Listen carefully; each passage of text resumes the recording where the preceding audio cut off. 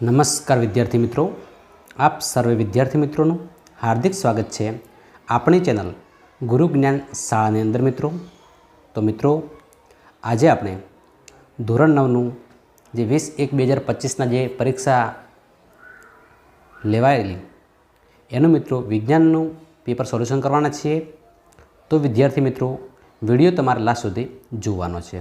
તો સૌથી પહેલાં જે આજે પરીક્ષા શરૂ છે તેને દરેકને ખૂબ ખૂબ શુભેચ્છાઓ. તો મિત્રો, તમારો સમય વધારે ન લેતા આપણે પ્રશ્નની શુભ શરૂઆત કરીએ. તો વિભાગ નંબર એ છે મિત્રો, એનો પ્રશ્ન નંબર 1 છે. દરેકનો 1 ગુણ છે મિત્રો. 1 થી 10 પ્રશ્નો જે માગ્યા મુજબ ઉત્તર આપવાના છે, ત્યારબાદ જોડકા છે મિત્રો, અને કુલ વિભાગ એ 15 માર્ક્સનો છે. તો તમારો સમય વધારે ન લેતા આપણે પ્રશ્ન નંબર 1ની શરૂઆત કરીએ, જે અતિ ટૂંકમાં ઉત્તર આપો. પ્રશ્ન નંબર 1 છે, એટીપીનું પૂરું નામ જણાવો. તો જવાબ છે એડિનોસાઇન ટ્રાયફોસ્ફેટ.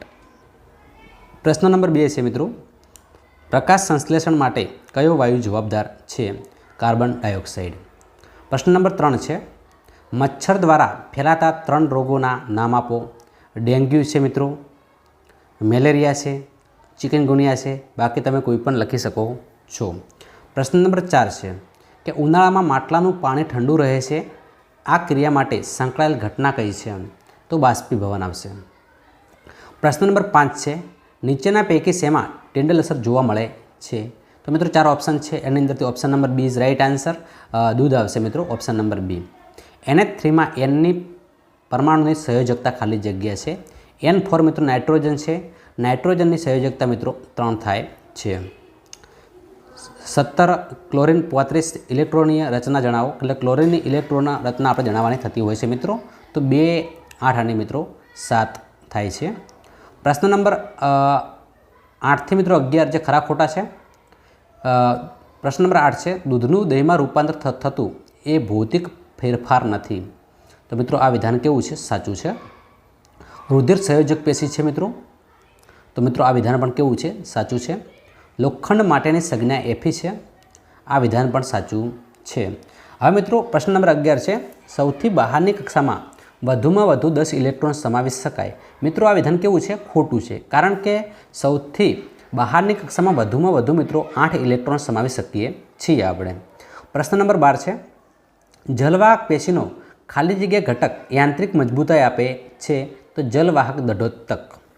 પ્રશ્ન નંબર 13 છે મિત્રો, 30 કિલો દળ ધરાવતા પદાર્થનું ચંદ્ર પર ખાલી જગ્યા દળ હોય છે મિત્રો. તો મિત્રો જે દળ દરેક જગ્યાએ મિત્રો કેવું હોય છે? સેમ જોવા મળે છે. તો 30 જવાબ આવશે. ફોસ્ફરસની સંજ્ઞા મિત્રો તમે ઓપ્શન નંબર સી દેખી શકો છો. ત્યારબાદ 15 નંબરમાં મિત્રો તમને જે અહીંયા પ્રિન્ટ મિસ્ટેક હતી તમે દેખી શકો છો કે આઈ જવાબ આવશે. આઈ ઉપર વર્ગમૂળ. આ રીતે સંજ્ઞાઓ તમે જોઈ શકો છો.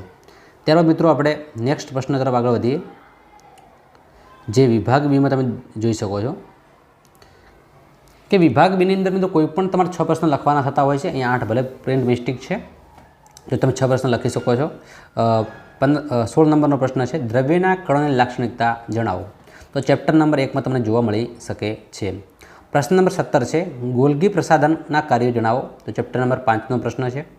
પ્રશ્ન નંબર 18 છે, અંતર અને સ્થાનાંતરની વ્યાખ્યા આપી તેના એસઆઈ એકમ જણાવો. 18 નંબરનો પ્રશ્ન મિત્રો, અંતર અને સ્થાનાંતરની વ્યાખ્યા આપી તેનો એસઆઈ એકમ જણાવો. તો મિત્રો આજે જે ચેપ્ટર નંબર 10 છે તમારું, જેની અંદર પ્રશ્ન તમને મળી શકે છે. પ્રશ્ન નંબર 19 છે મિત્રો, કે જડત્વની વ્યાખ્યા અને એક ઉદાહરણ આપો. ચેપ્ટર નંબર 8માં પ્રશ્ન જોવા મળી શકે છે મિત્રો. સેન્દ્રિય ખાતર પર ટૂંક નોંધ લખો મિત્રો. જે ચેપ્ટર નંબર 12 છે, અન્ન સ્ત્રોતમાં સુધારણા, ચેપ્ટરની અંદર આ પ્રશ્ન જોવા મળી શકે છે. ખાતર વિશે તમારે લખવાનું થતું હોય છે મિત્રો. પ્રશ્ન નંબર 21 છે, રાસાયણિક સંયોગીકરણના નિયમો જણાવો. ચેપ્ટર નંબર 3માં આ પ્રશ્ન જોવા મળી શકે છે મિત્રો. પ્રશ્ન નંબર 22 છે, થોમ્સનનો પરમાણુ નમૂનો સમજાવો. Chapter number 4. જે થોમ્સને જે પરમાણુ નમૂનો આપણને આપ્યો છે એ આપણે સમજૂતી આપવાની થતી હોય છે. ત્યારબાદ 23મા નંબરનો પ્રશ્ન છે, વર્ધનશીલ પેશી એટલે શું? તેના પ્રકાર જણાવવાના છે મિત્રો. અગ્રસ્ત જે છે 3 પ્રકાર એ આપણે જણાવવાના થતા હોય છે અને વ્યાખ્યા આપવાની થાય છે. ચેપ્ટર નંબર 6માં પેશીની અંદર જોવા મળી શકે છે.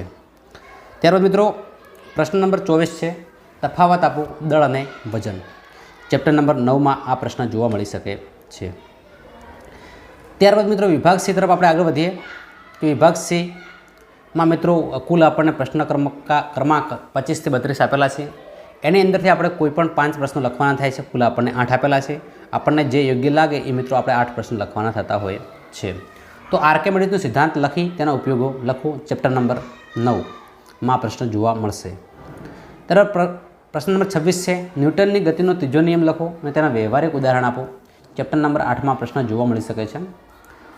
પ્રશ્ન નંબર 27 છે જલવાહક પેશી પર ટૂંક નોંધ લખો. Chapter number 6. પ્રશ્ન નંબર 28 છે આશ્રુતિ એટલે શું? આશ્રુતિની ક્રિયા સમજાવતા ઉદાહરણો આપો અને આશ્રુતિની અગત્યતા જણાવો. ચેપ્ટર નંબર 1માં જોવા મળે છે. પ્રશ્ન નંબર 19 છે ડાલ્ટનના પરમાણુનો સિદ્ધાંત જણાવી સિદ્ધાંતની અભિધારણાઓ લખો. ચેપ્ટર નંબર 4માં જોવા મળી શકે છે. પ્રશ્ન નંબર 30 છે સમસ્થાનિકો વિશે ટૂંક નોંધ લખો. Chapter number 4. પ્રશ્ન નંબર 31 છે ગુરુત્વ પ્રવેગ એટલે શું? તેનું વ્યાપક સૂત્ર જણાવો મેળવો. ચેપ્ટર નંબર 9માં પ્રશ્ન જોવા મળી શકે છે મિત્રો. પ્રશ્ન નંબર 32 છે નીચેના લક્ષણો ધરાવતી વનસ્પતિના નામ આપણે આપવાના છે.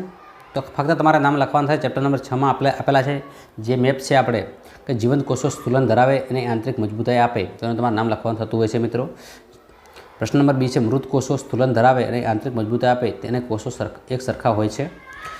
ત્યારબાદ ઓપ્શન નંબર સી હરિતકણો ધરાવતા કોષો આંતરકોષીય અવકાશ ધરાવે છે. ત્યારબાદ મિત્રો વિભાગ ડી તરફ આગળ વધીએ મિત્રો આપણે કે વિભાગ ડીમાં મિત્રો કોઈ પણ તમારે 2 પ્રશ્નો લખવાના થતા હોય છે અને કુલ તમને 3 પ્રશ્નો આપેલા હોય છે. તો ન્યૂટનનો ગુરુત્વાકર્ષણનો નિયમ લખો અને તેનું ગાણિતિક સૂત્ર મેળવો. ચેપ્ટર નંબર 9માં જોવા મળી શકે છે. ત્યારબાદ મિત્રો આણ્વિક દળની ગણતરી કરો. એમાં CH3OH આપેલું છે અને બીમાં K2CO3 આપેલું છે. C બરાબર 12 છે, H બરાબર 1 છે, O બરાબર 16 છે અને K બરાબર 39 છે. તો મિત્રો આ અચૂક તમારે આવડતું હશે અને ગણતરી પણ તમે બધા કરી હશે. તો જવાબ જે આવ્યો હોય મિત્રો કોમેન્ટ બોક્સની અંદર કોમેન્ટ કરી અમને તમારો જવાબ આપી શકો છો. પ્રશ્ન નંબર 35 છે રુથરફોર્ડનો પરમાણુ નમૂનો આકૃતિ દોરી સમજાવો. આ નમૂના દ્વારા જાણવા મળતી પરમાણુની લાક્ષણિકતાઓ જણાવો. ચેપ્ટર નંબર 4માં જોવા મળી શકે છે. તો મિત્રો તમારા વિભાગ એની અંદર કેટલા માર્ક્સનું સાચું છે તમે કોમેન્ટ બોક્સની અંદર કોમેન્ટ કરો જેથી કરીને અમને પણ ખબર પડે અને બધા મોસ્ટ ટાઈમ પ્રશ્નો અમારા જે પૂછાણા છે એ પણ તમે જોઈ શકો છો.